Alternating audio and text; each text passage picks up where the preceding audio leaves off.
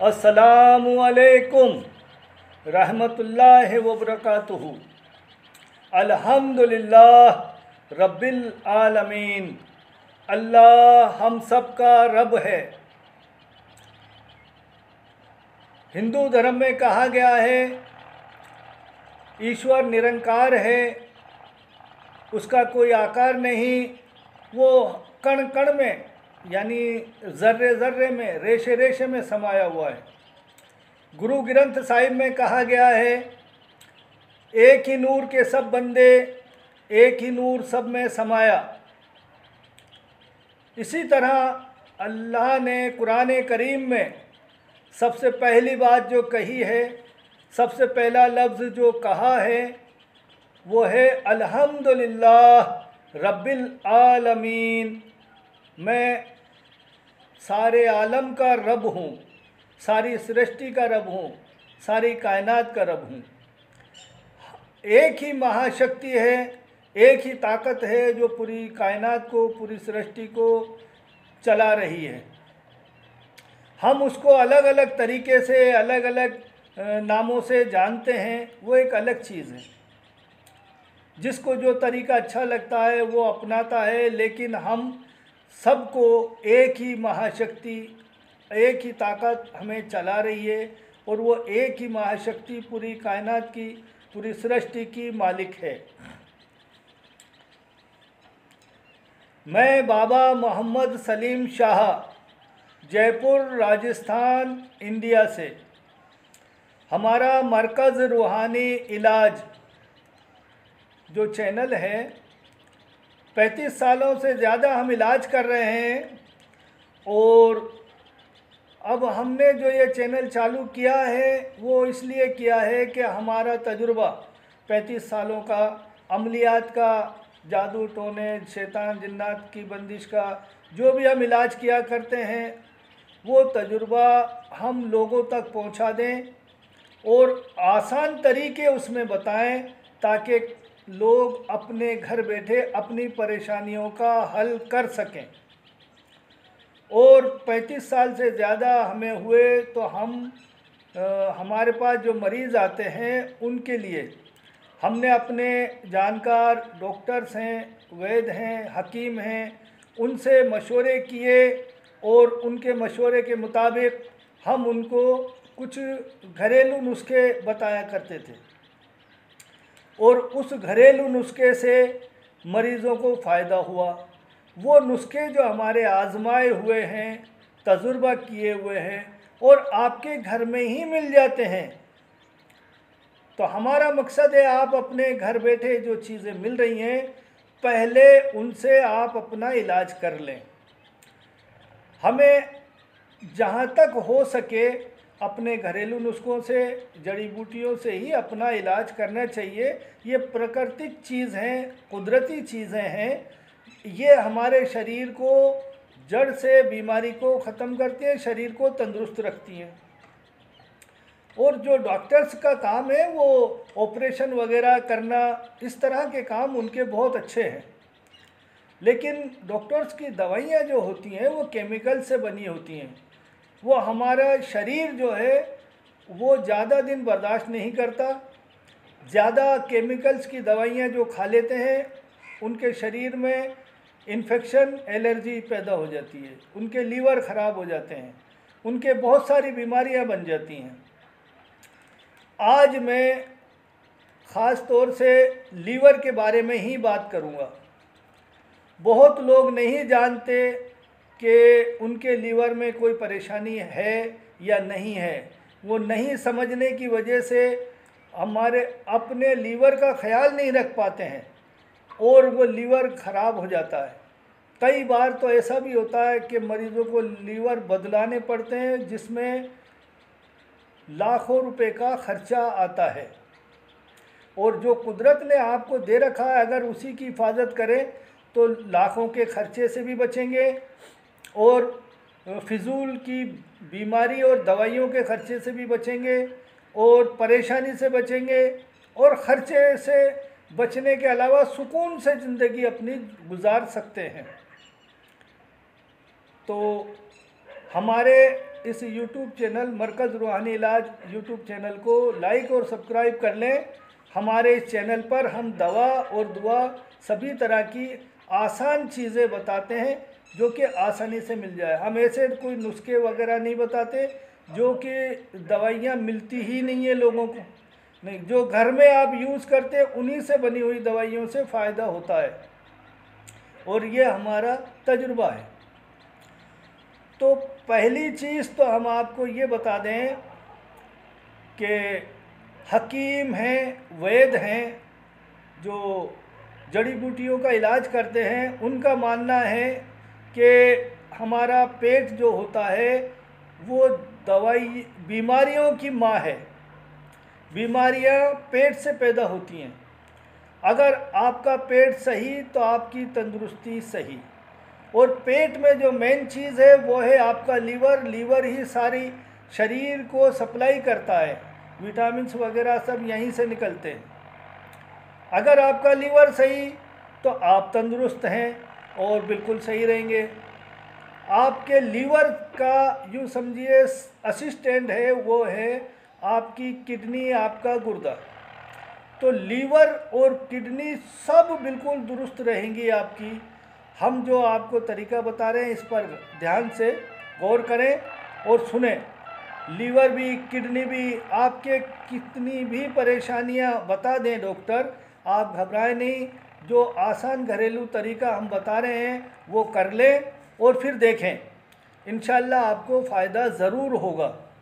और आप चाहें तो हमारा जो भी हमारे इसको YouTube चैनल को लाइक और सब्सक्राइब कर लेता है वो हमसे मशवरा भी ले सकता है, चाहे वो दवा हो या दुआ हो। तो आज हम करेंगे लीवर के बारे में, जो जिसको कहते हैं फैटी लीवर। अब फैटी लीवर का मतलब क्या होता है? हमारे लीवर के अंदर जो गंदगी जमा हो जाती है। आपने देखा होगा हमारे घर के पास जो भी नालियां हैं या हमारे रसोई घर से जो भी नाले पानी जो निकलता है उसके अंदर कीट जमा होता है, कादा जमा होने लगता है। ऐसे ही हम जो खाना खाते हैं उसमें भी जमा होता है। या दूसरी मिसाल मैं आपको दे दूं, आप पानी किसी भी बर्तन में भरकर रख दें 2-4-8 रोज़ के लिए और फिर उस पानी को निकाल लें, आप देखेंगे वो बर्तन नीचे से चिकना हो गया है। पानी साफ रखेंगे उसके बावजूद भी बर्तन में चिकनाई आ जाएगी। ऐसे ही हमारे शरीर के अंदर जितनी भी नसें हैं, नाड़ियाँ हैं, जिनको नस बोलते हैं, नाड़ियाँ बोलते हैं, या फंक्शन हैं, वहाँ सारी चीज़ों में हमारे खाना पीना जो जाता है, विटामिन से जाते हैं, उससे धीरे धीरे जमा होती है परत, चिकनाई जमा होने लगती है। ऐसे ही लीवर सारी चिकनाई को पहले अपनी तरफ लेता है। तो लीवर में बहुत सारी चिकनाई जमा हो जाती है, उसी से शुगर बनती है जनाब। और लीवर जब काम नहीं करता है तो आपका खून बनना शरीर के अंदर कम हो जाता है। जैसे जैसे लीवर कम काम करता है वैसे वैसे शरीर को खून कम बनना शुरू हो जाता है। शरीर में खून की कमी आने लगती है। गंदगी लीवर में ज़्यादा बढ़ने से हमारे शुगर भी होती है, फिर हमारे गैस वगैरह भी बनने लगती है, फिर हाई ब्लड प्रेशर भी होने लगता है, बहुत सारी इसमें पीलिया भी हो जाता है क्योंकि इन्फेक्शन फैल जाता है लीवर में।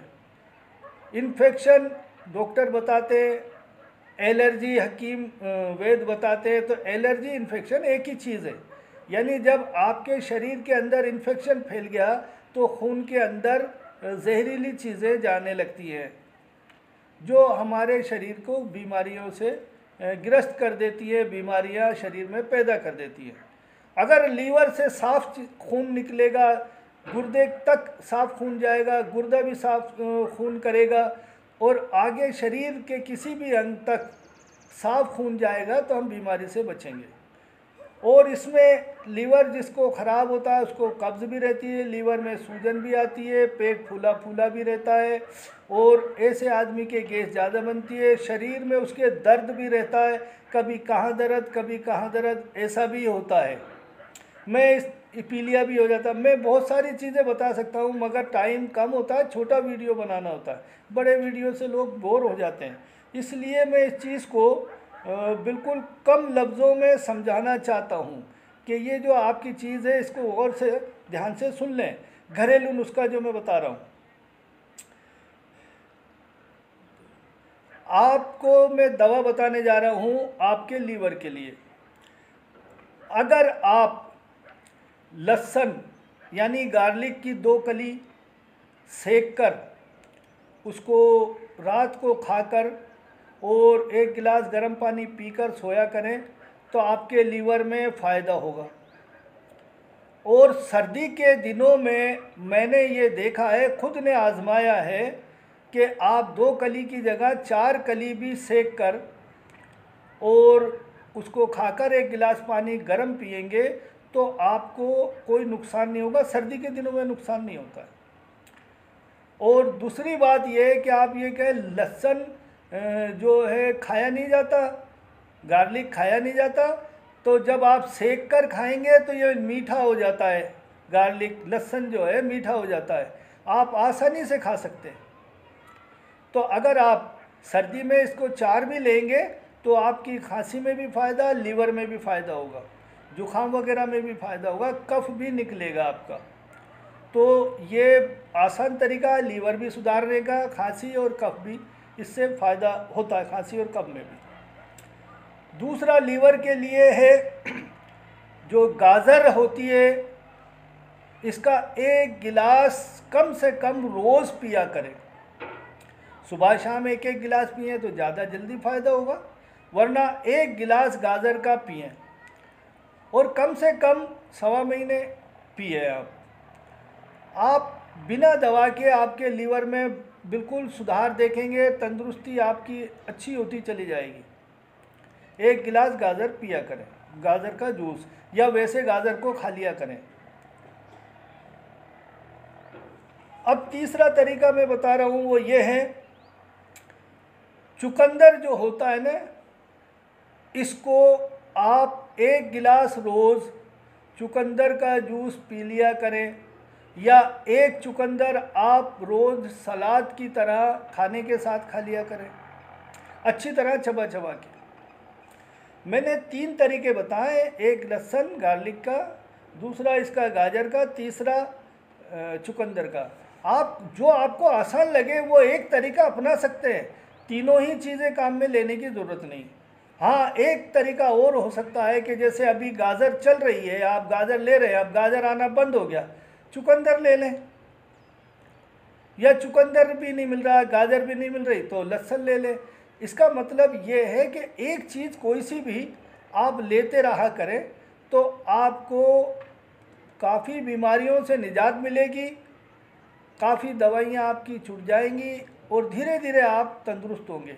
ये ऐसा नहीं है साहब 2-4-8 रोज़ के अंदर लीवर सही हो जाए, नहीं, टाइम लगता है। लीवर एक ऐसी चीज़ है जो बरसों से हम खाना खा रहे हैं, बरसों से उसके अंदर जो खराबी पैदा हो चुकी है, मल जमा हो चुका है, उसको साफ़ होने में टाइम तो लगता है, कम से कम 1.25 महीने में ले। और ये कोई सी भी चीज़ ऐसी नहीं है कि अगर इससे ज़्यादा भी आप खाएं तो कोई नुकसान करने वाली चीज़ तो है ही नहीं। लहसुन हम खाते हैं, गाजर हम खाते हैं, चुकंदर हम खाते हैं, ये सब हमारे यूज़ की चीज़ें हैं, तो इनका कोई साइड इफ़ेक्ट भी नहीं है। मैं फिर आपसे अर्ज़ करूँगा, आप हमारे YouTube चैनल को लाइक और सब्सक्राइब कर लें ताकि हमारे ये चैनल के जो भी वीडियो है आप तक पहुंच सकें, और हमारे वीडियो को आप अपने यार दोस्तों रिश्तेदारों को ग्रुपों में भेजा करें।